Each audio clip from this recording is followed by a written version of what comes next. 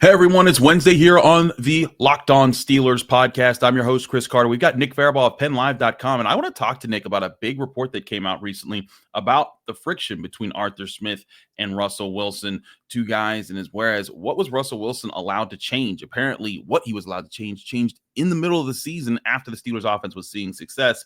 We'll talk about when that might have happened, why it happened, and how it impacted the Steelers. Also, with all the big trade talks going around the NFL, should TJ Watt be on the table? That's a question we answer from the mailbag and our outside linebacker grades. And also, should the Steelers go get Cooper Kupp? It's an action-packed episode of the Locked On Steelers podcast.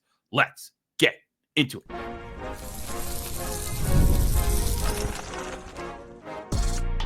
You are Locked On Steelers, your daily Pittsburgh Steelers podcast, part of the Locked On Podcast Network, your team every day.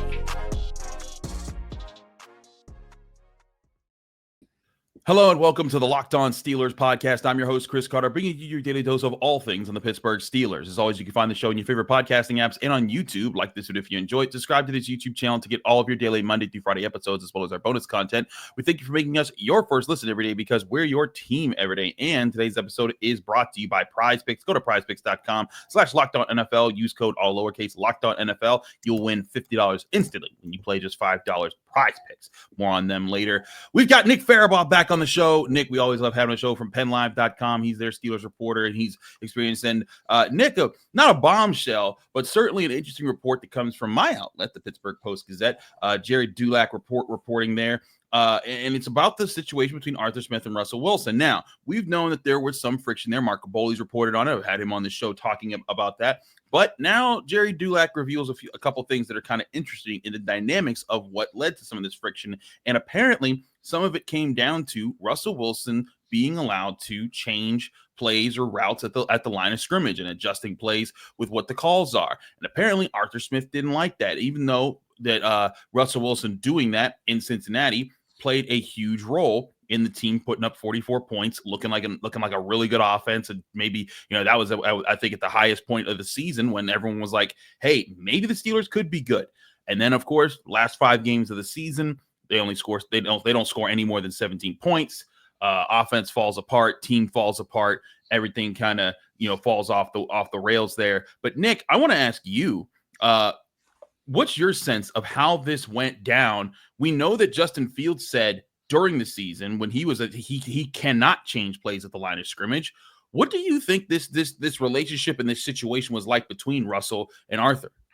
It was weird because I think we said from last March when Russ signed that it was a weird fit, right? Russ does different things than Art likes to do offensively. Historically, Russ likes to, throw the deep ball, the moon ball down the sideline. Art likes to do play action and throw over the middle of the field. And these are just not, they weren't congruent things with each other. And so, I don't know, I expected some change to the offense. And I think we did see Arthur Smith try and fit some things to Russ.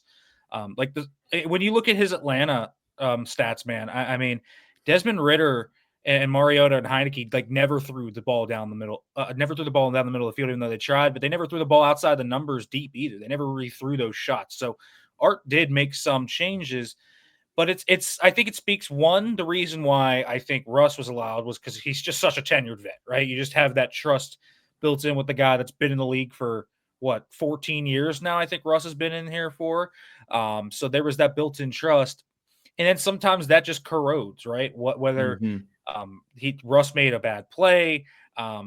Jerry said this happened after that first Cincinnati game, which is really interesting because we saw them completely flip the script on its head. The next time they played Cincinnati was a run-heavy script versus the pass-heavy script. And so it's interesting to see that because I do think the call change dynamics changed, but also, how much of that was George Pickens being out, how much of that were different things because they were missing a few guys as well during that stretch. So there's a lot of nuance to this. And, how much did he have before they took it away? Could he still can calls? Because I believe, down the stretch, every basic quarterback at the line, even Justin Fields, could can a call, I'm assuming.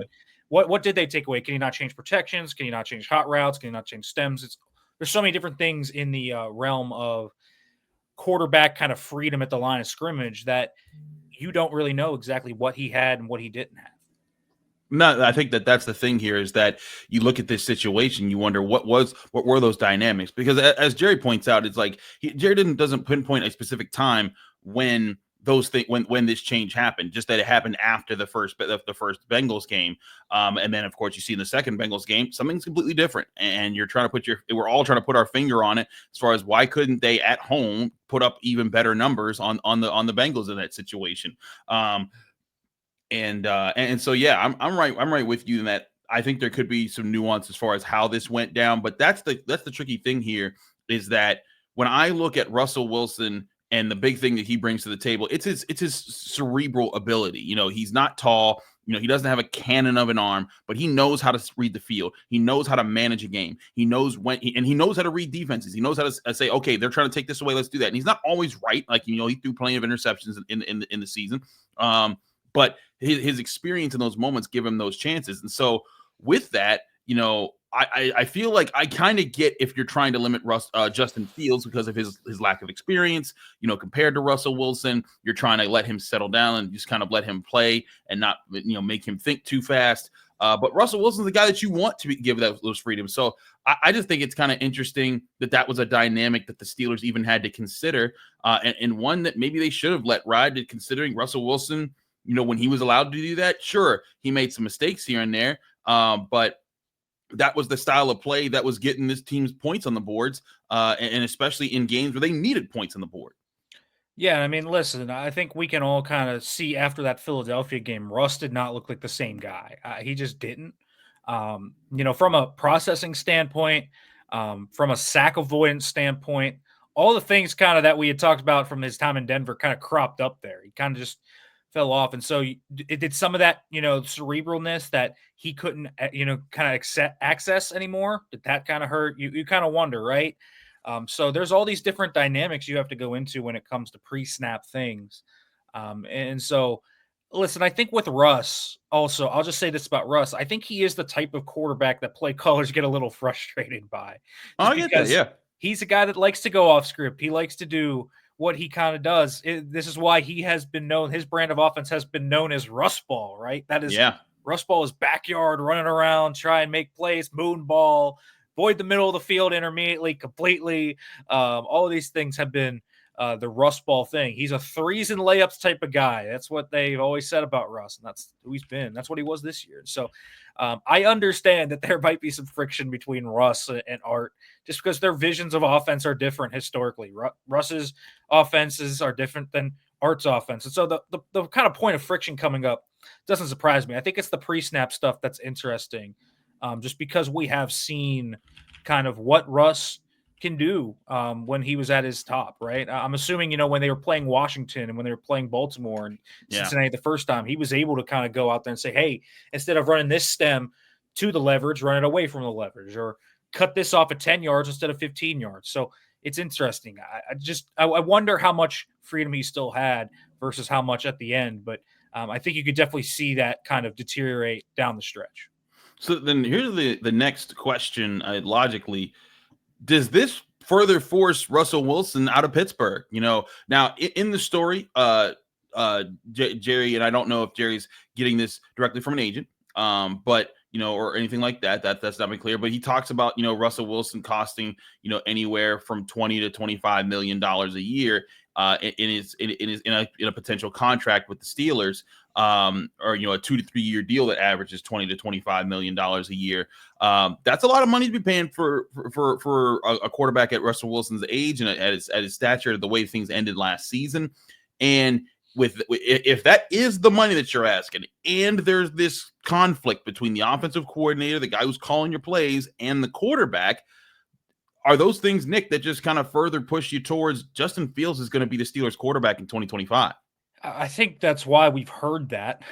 We've heard a lot recently that the Steelers are pretty comfortable with Justin Fields as their starter next year, and it's going to be cheaper probably. And yeah, I think the cost for Russ, with Art Rooney coming out and saying that he wants, really a multi-year deal with either Russ or Justin.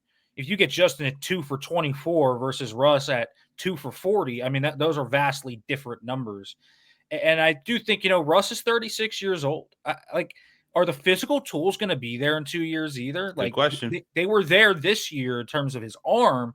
The athleticism has been declining for a few years now, but like, does Russ still have the arm, in 2 years from now? Where does his durability kind of creep up? Because although Russ was healthy for most of the year, sans the calf injury in years past, he had been a guy that had dealt with injuries, right? Late in Seattle, he was banged up, had that finger issue. His first year in Denver, he had a lat issue, and I believe some type of leg issue as well that year. So, there's different things to kind of bring up with the Russ discussion, age, his tools remaining there. So, yeah, I think the kind of dynamics here with Arthur Smith, plus the cost, definitely makes some hurdles maybe that you wouldn't look at from the outside that would say, oh, there's some hurdles to clear for Russ to come back. I do think, though, I think it doesn't sound like to me from, kind of how Jerry was reporting it and from kind of what I know, Chris, I don't think it's an insurmountable thing. I do think that while maybe it points towards Justin Fields, I do think that the door is very much still open to Russ returning. Well, there you have it. We'll keep you updated on the quarterback situation. We've been talking a lot about quarterbacks, so I'm going to take a break from that next. But we got to talk about the trade markets. We got a mailbag question about who the Steelers should trade, and then also the natural question of a wide receiver who's now openly on the market. We'll talk about that next here on the Locked On Steelers podcast. I'm your host, Chris Carter, here with Nick Farabaugh of PennLive.com. Stick with us. We'll be right back. But first, I want to remind you this show is also brought to you by Game Time. Looking for tickets for your next big event, maybe last-minute tickets to the big game next week. Whether it's a concert, a comedy show, or a sports game, finding the right ticket at the right price can be a headache. But with Game Time Picks, it's never been easier. Let me tell you how it works. With Game Time Picks on the app, all it does is it does the hard work for you. It curates the best deals so you don't have to waste time searching through endless ticket listings. The curated deals make it super simple to find great tickets at a great price. No more sifting through thousands of options. The seat view feature is a game changer. Before I even hit buy, I can see exactly what my seat will look like in the venue. It's so reassuring. And the best part, you're covered with Game Time's lowest price guarantee. If you find a better deal somewhere else, they'll refund 110% of the difference. Plus, your tickets are guaranteed to be delivered on time with easy cancellation options if something comes up. Ready to make your next event even better? Download the Game Time app, create an account, use code LOCKEDONNFL for $20 off your first purchase. Again, terms and conditions apply. Again, that's code LOCKEDONNFL for $20 off. Download Game Time today. Last minute tickets, lowest price, guaranteed.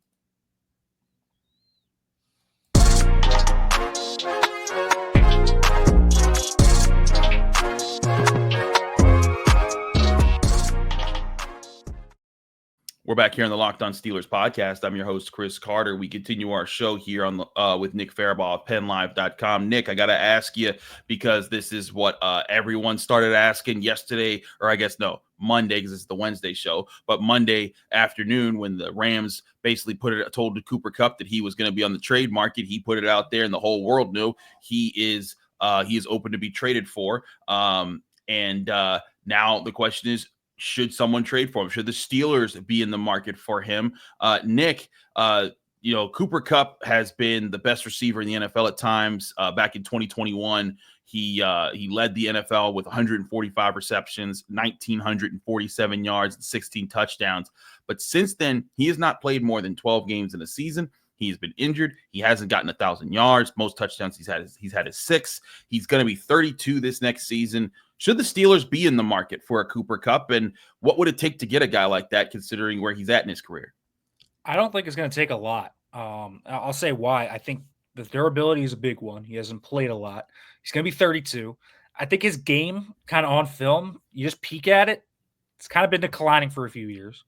And more than that, his contract is pretty tough. For the type of production he'd get, the Rams are going to have to swallow his bonuses more than likely. They are going to have to take, I think it's a $7 million and then I think another $8 million bonus the year after that. So they're going to have to take that if they're going to want to trade him. I mean, listen, the Rams can bluff here, but that bonus is due on March 15th. They might just cut him.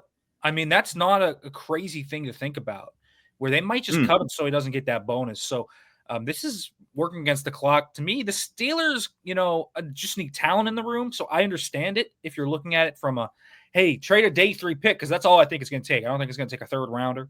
I think it's going to take me, a day 3 pick to go out and get this guy. If you just want talent in the room, take a swing at him, go for it. If you want to do that. I, though, think the market, honestly, Chris, I think there's going to be similar guys that are going to be trade potentials. or guys that are going to be cut that I'd probably rather go get. And I think the Steelers, a wide receiver, they want a guy that can come in there and make an instant impact. And I like Kupp's scheme fit with Arthur Smith's scheme. Obviously, because Arthur Smith's scheme is a LaFleur McVay offshoot. So it's similar in there. So the fit is not crazy. But the more he he deteriorates kind of athletically, the more slot specific he becomes too. And the Steelers already have Roman Wilson and Calvin Austin. So all of that becomes a little tough to fit in. I wouldn't hate the move for Cooper Kupp. I just wouldn't be like, oh my gosh, I got to jump at that. I got to make that move. There are red flags here with this deal. But hey, if it comes for like a 6th round pick, it's hard, for the Steelers, especially with the need at receiver, it's hard to not maybe crunch on that. No, I feel you. And that's another factor that I factor into this too, is the slot position, because they got slot receivers. Calvin Austin, Roman Wilson, that's exactly where I was going to go with this. In this past year, 459 of his snaps on offense were in the slot. 272 were out wide. And that doesn't mean that he can move out wide more often or anything like that. But a dude who is about to be 32, who's been injured, who hasn't played more than 12 games in the season, has been primarily working out of the slot, I feel like you, I'd want to wait. Now, again, to your point, if the Rams say, you know what, that deadline's getting here before we have to owe him money, and you are right, like if the Rams were to keep him this year, he would be a $29.7 million cap hit. If they were to cut him, they'd only recoup about $22.2 million. They'd recoup $7.5 million of that. They're going to have to eat $22.2 million of that this season, 7.4 the next season. So they're going to have to eat a lot of money either way. If they can try to force him out of town and say, hey, we're going to try to make this move rather quickly so someone else can rework something with you, and we're not, this is all we're getting. We at least get a day 3 pick, like you said. Maybe there's something there, but I'm with you. If the Steelers get him, it should be for a song. It should just be like, hey, here's a 5th, 6th rounder. Have fun with that. And we're going to get this guy renegotiated contract, so it's not as big of a hit on the Steelers. So I'm right with you there. I wouldn't jump at that. And we got a question from the mailbag we're going to get to in a sec. But, Nick, I asked Mike DeFabo this for yesterday's episode. But what was your reaction to seeing Myles Garrett demanding a trade out of Cleveland, and what that's going to do to the rest of the NFL? I'm not surprised by it. I think his rhetoric was pointing towards this. And listen, if he wants to win a Super Bowl, I don't know. Cleveland's not like super close to that, right? It's just they're not. They need more than just a quarterback. I think that they have needs across their team, and so even if they had a quarterback, I think it'd be tough. But they're kind of stuck in this limbo mode. And listen, Miles ain't getting younger. He's 29. Yeah, it's hard to believe. He's been in the NFL for 8 years now. So he wants to go win one. He's going to have to go somewhere else probably. And so I'm not too surprised, but it's a huge shakeup, I think, to the AFC, because I do think the Browns are one of those teams that if they had landed a quarterback could have at least accelerated their ability to kind of win very quickly. Just because they have stars, right? They do have, they have guys like Denzel Ward, and they had Myles Garrett, and they have all these other guys. But hey, man, wherever he goes, if he goes, to Washington, if he goes to Detroit, if he goes to Buffalo, that is it's a seismic changing move in the NFL. We just don't really see guys like this move very often. But the kind of the best comp I can give you is when the Rams trade for Jalen Ramsey. Just, trading for a star like that. You just don't see lots of stars like that get moved very often. And obviously the Rams went all in and got Stafford, and they ended up winning a Super Bowl because of it. So, this could be a Super Bowl winning move for the right team. Yeah, it certainly could be. But to your point about the Browns, if you're Myles Garrett, how much longer could you afford to wait? Like, Steelers fans talk about, oh, man, it's such a tragedy you haven't won a playoff game in 8 years. Well, in 8 years, Myles Garrett has had 2 winning seasons. He's only made the playoffs twice. He's been 0-16, 7-8-1, 6-10, 8-9, 7-10, and most recently 3-14. And they're still tied to Deshaun Watson's contract. I get why he wants out of there. You guys have heard my take on this yesterday with Mike, but I'm right with you, Nick. It makes sense. I wonder if this is a move for a team like the Commanders to come in and say, left hand up, get over here on this NFC Championship team. We want to run it back with Jalen Daniels and start adding to it. I'd be intrigued at a move like that, getting him on a competitive team in another conference. But then the other question is, what does Cleveland get back in return? That's going to be a fun thing to watch for a few weeks. Well, there you have it. Let's move along here real quick because we do have a mailbag question for a Steelers side of this. This question, of course, you can always call in to get your questions on the show at 412-223-6644 for the Locked On Steelers hotline. When you call, leave your name, where you're from, keep your question under a minute. We'll get your question on the show. This question comes all the way from Moultrie, Georgia. Take it away, Trace. Hey, Chris. This is Trace from Moultrie, Georgia. Love the show. Quick question. With the Myles Garrett situation unfolding like it has over the past day, I know a lot of Steelers fans are not going to be necessarily on board with this idea, but do you think Steelers management or maybe T.J. Watt himself would consider moving on? And let's face it, we're not necessarily going to be looking at a Super Bowl this year. T.J.'s not getting any younger. Do you think they could move on from TJ? Do you think he would want to be moved on somewhere else? And do you, if so, what would that possibly look like as far as a return? Do you think we can get a late first or an early second? Or what do you think that may look like? Thank you. Thank you, Trace. As always, you can call in like Trace did to get your question on the show. That's 412-223-6644. Again, leave your name, where you're from. Keep your question under a minute. We'll get you on the show. Nick, your thoughts at the idea of the Steelers trading T.J. Watt? Oh, man. So here's the thing. One, I don't think T.J. wants out. He told us that pretty directly. I don't think the Steelers want to move T.J., so I don't think it's going to happen. I think if the Steelers view their team and look at it and say, we're not going to win, we don't think we can build a Super Bowl roster within 3 years, then they should consider it, but I don't think they view it that way. And let's be real here. Okay, so the Steelers need a receiver. They probably need defensive line. They need corner, and they need running back probably, right? So they need a few things. But if they got a quarterback in here tomorrow, if they drafted a quarterback in 2026, are we gonna sit here and say that TJ Watt doesn't align with that, right? Does he not align with 26, 27, where he can be still a really good player at 32, age 33? I think he still can be. And so here's the thing. TJ also has this big contract, but he's only got 1 year left on his deal, so another team trading for him would have to give him a new contract. I think they'll definitely get a second for him if they moved him. Probably would get a first. I would imagine they would get a first. I don't think they get multiple, but I think they could get one. But I just don't see it working for the Steelers because I think that they can easily build something to where they could win. And it's realistically in his timeline, right?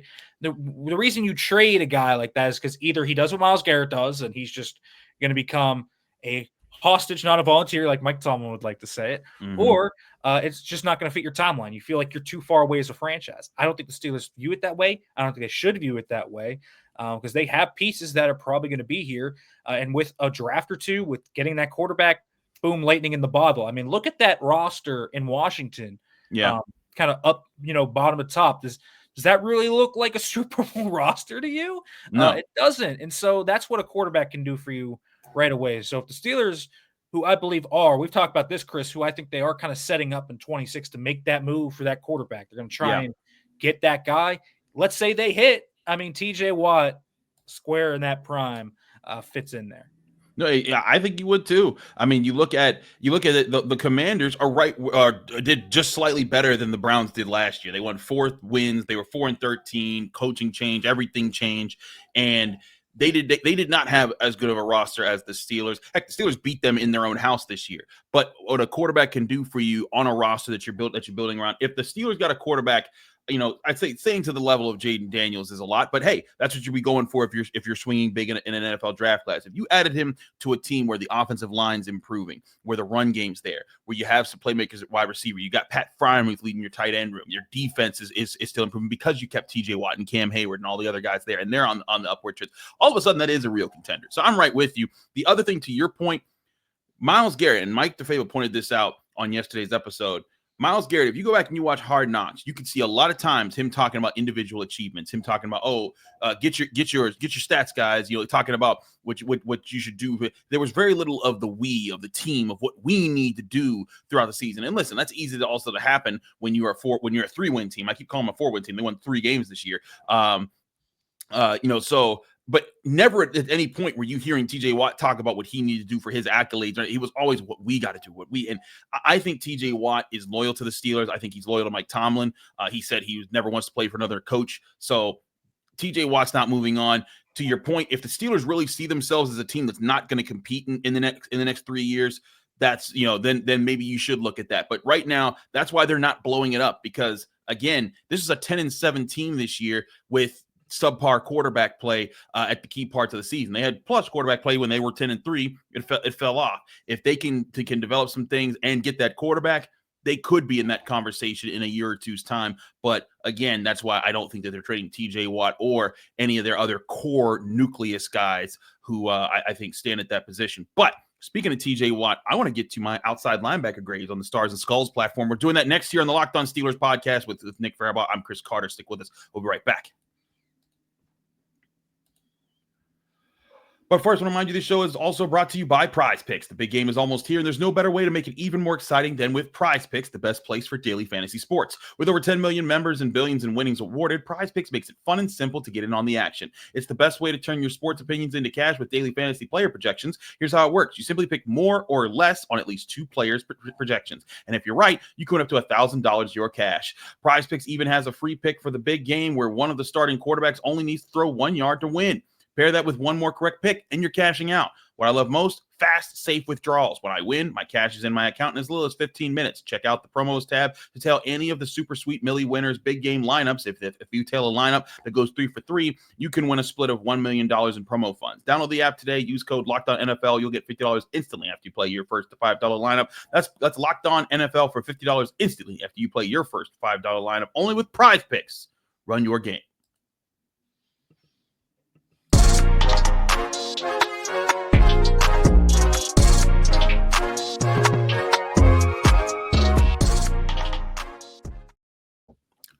Back here in the Locked On Steelers podcast, Chris Carter, Nick Farabaugh of PennLive.com. Nick, as all throughout the year, I do my grades where we do our stars and skulls, 1 to 3 stars per game, based on good to elite play, 1 to 3 skulls in a game from bad to terrible play. You also can get neutral grades if you just are kind of mid or you don't really impact the game or you even out. So we've been doing that all year long. It's time to get to the outside linebackers. We did quarterbacks yesterday. We did defensive line the day before that. So we're doing outside linebackers and edge rushers. And so let's go through these grades. These are tallying up the scores all throughout the season. Let's start with the guy that was added to the team, the newest, and that was Preston Smith. And on the year, I only gave him 2 stars and I only gave him 2 skulls. The Steelers didn't use him a lot. They had him inactive for some games. And so when you're inactive and I can only grade you on what you're doing. He had some moments where he impacted games in good and some he impacted it bad. All in all, when you're a dead even player, that's an average grade. What was your assessment of Preston Smith when he was there? Yeah, I mean, I don't think he really made a huge impact. Yeah. They traded him for a 7th rounder. So I really thought, at times I thought he played well, particularly in run defense. And I thought that last Bengals game, he played really well in that one. But I don't think he did anything crazy one way or the other. I think he's right smack dab in the middle. Pretty average performance overall as the 4th outside linebacker. And that's why he gets a C. So let's move along to the youngest guy in the room, and that's Nick Herbig. Now, I know there's a lot of people that love Nick Herbig, and I think Nick Herbig has a lot of potential, but I also think he had a lot of bumps in the road, and that's why he got this grade. He got 10 stars, 6 skulls in the season, no bus tickets. That's a C+ grade on the season. And Nick, when I look at this, I think some people are going to be surprised. They're like, well, wait a second. Didn't he have some really big plays? He did. He was huge against the Chargers, huge against the Ravens in the first one, really good for them in the Browns in the first matchup, really good against the Bengals in the first matchup. But he also had some tough games. He had a tough game against the Browns the second time around. He had a really tough game the second time against Baltimore. He also looked kind of out of sorts against the Chiefs. Also didn't have a great game against the Colts. I think Nick Herbig's biggest issue right now, Nick, is how he fits in against the run and sticking there. I think he's a smaller player, and his elusiveness as a guy on the edge, his ability to make guys miss with his frame and get around them is great for pass rushing. But I think he needs to learn to defend the run a little bit better. What say you on Nick Herbig's season? I'd probably give him a B. I value that pass rush a little more. I Okay. just do. I think he was such a menace as a pass rusher. He was. And his production per snap is absolutely insane. Hmm. So that's why I would get it up to a B. He just made so many impact plays, and he's really ball aware. I like that in run defense, He is. even if he struggles to hold the edge at times. Reminds me a lot of a young Alex Highsmith who struggled against the run, got caught out of fits at times, different That was frames. Alex They Highsmith. had similar kind of issues against the run. Herbig is just a really fun player. I think he would really eat more if they moved him around. If they start to move TJ and Alex around, I think he's a guy that will benefit from that almost more than anybody. Because when he is kind of a static target, he's the guy that's affected even more by chips just because of his frame, right? He needs that head of steam to get around the bend. But he has such an array of moves. He made so many pressure kind of induced plays too. It wasn't just his sacks or his forced fumbles. There were a lot of times where he was almost there and he forced a bad throw that turned into a pick or forced another guy into a TFL, simple things like that. So I would go with a B. I definitely think he's a less polished version than people probably talk about him as. They already talk about him as like, this guy's a star edge rusher already. I don't think he's quite there yet. I think he's an ascending star player. Yeah. I think he's going to get there eventually. But I do think he is so good as a pass rusher where he is at that I would bump that up to a B, but definitely struggles against the run. Similar thoughts to Keanu Benton. Like that's where I would put him in, both Bs. Yeah, I think I actually gave Keanu Benton a B minus. And I was kind of splitting hairs with 4 more stars and skulls in the season. But that's kind of where that is. Let's move on to the other guys here. Alex Highsmith. When I looked back at the season, the roughest moments for Alex Highsmith, I thought were balanced out very well by his best moments. He also missed a big chunk of the season, but on the season he had 18 stars and only 2 skulls, and that gets you a B plus. By the way, we do our metrics. He was more positive than negative on the season.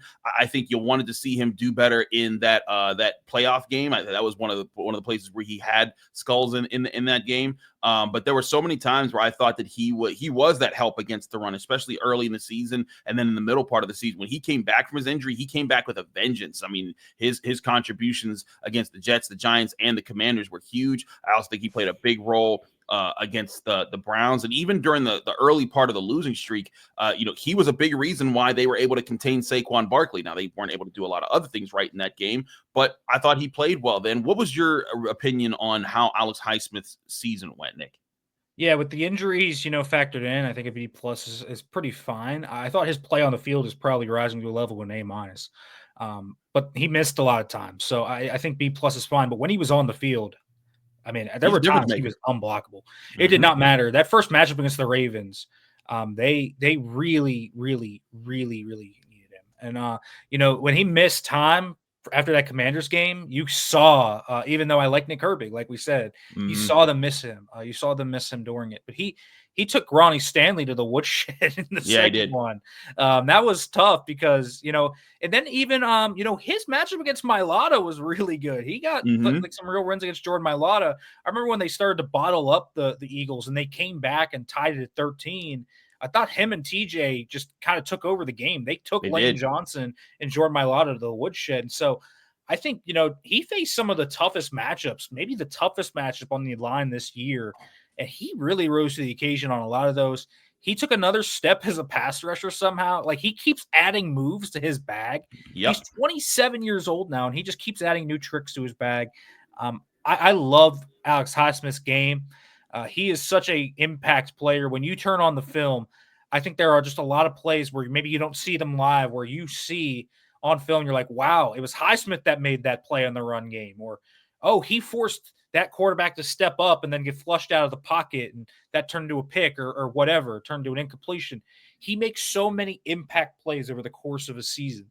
And so I really like Alex Highsmith's game. I think a B plus is fair, considering health. I know it's not all in his control, but when you miss 6 games with injuries, it does kind of sting, unfortunately. It does. And so it kind of kept it from that. Let's get to TJ Watt's grade on the season. TJ Watt, I know people are disappointed that he didn't lead the NFL in sacks for a 4th time in his career, but despite that, still had a pretty doggone good year. I gave him on the year 28 stars, only 2 skulls, no bus tickets, of course. That's an A+ rate there. Anytime you're like, so you're contributing that much more to the team than you're in that A+ range. So far, the only other player to get an A+ on the season has been Cam Hayward. But Nick, I know that the Steelers fans are going to look back at those last few games and see the lack of production of TJ Watt in some of the roughest moments for the Steelers and think, oh, he doesn't deserve that. But when you look at the season as a whole, he was still just such a major factor in so many of their wins. And even in moments where he was limited in what he could do in, stat production, he was drawing so much attention all season long. And to your point, I think the Steelers could use a defense that moves him around a little bit more and makes it tougher for offenses to lock in on him. Yeah, I don't think I can give him an A+, just because of those last 4 games. I think the ankle and the thumb injuries did hurt him a little bit in that stretch, but I think something of an A- makes sense. He unfortunately did kind of go ghost a little bit in those last few games as a pass rusher. Run defense, he made plays, but that's why I didn't dock him. That's the whole thing is the injuries, the A structure. Whenever the letter grades based off of just the distance between the stars and the skulls, and there were just so many of those games I couldn't, like against the Eagles, I couldn't give him a skull even though he wasn't getting, because he dominated the line of scrimmage, and against the run he was present. Against the pass he wasn't, and that's where it was kind of a balance where he never gained a whole lot of skulls really until that Ravens playoff game down the stretch there. I think I also gave him a skull for the Bengals game too. But point being, that's the only reason it's an A+, simply because he didn't have on the whole negative games. Yeah, I understand that, but I do think when he's your superstar, you hold him to a just different level of expectation. So I think an A is fair. I don't think he's an A+. I'd give Cam Hayward an A+.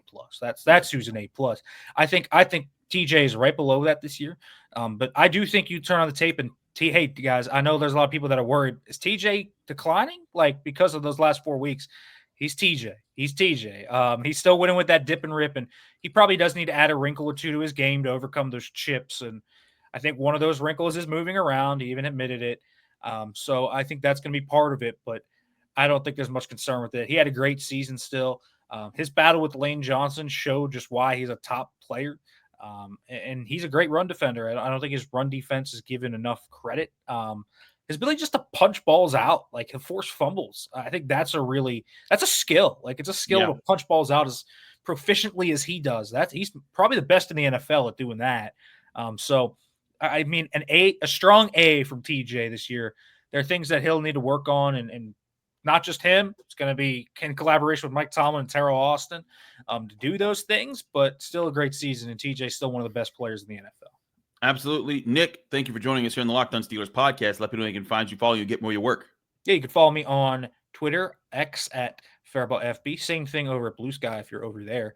And make sure to like, comment, subscribe on this channel. And I don't know why I did that again, but I keep doing that. But go over to my YouTube channel as well, Steelers Pen Live, if you want to check that out and check out articles at Pen Live. But I'm getting ahead of the script. I do it too much on my podcast, Chris. My bad, man. And I know it's no, I get that. I have that repetitiveness. Sometimes it's just it rolls out when you're getting into your outro, just like I do this. Thank you for watching to the Locked On Steelers podcast. As always, you can find the show on your favorite podcasting apps and on YouTube. Like this, if you enjoyed, subscribe to this YouTube channel to get all of those Monday through Friday episodes. Again, you can find me, Chris Carter, on your favorite podcasting apps on YouTube, but you can also find me on your favorite social media app, Twitter, Blue Sky, Instagram, TikTok, all the places. Same handle every time, at Carter Critiques. Read my work in the Pittsburgh Post-Gazette at post-gazette.com. Back here tomorrow with another episode on the Locked On Steelers right here on the Locked On Steelers podcast.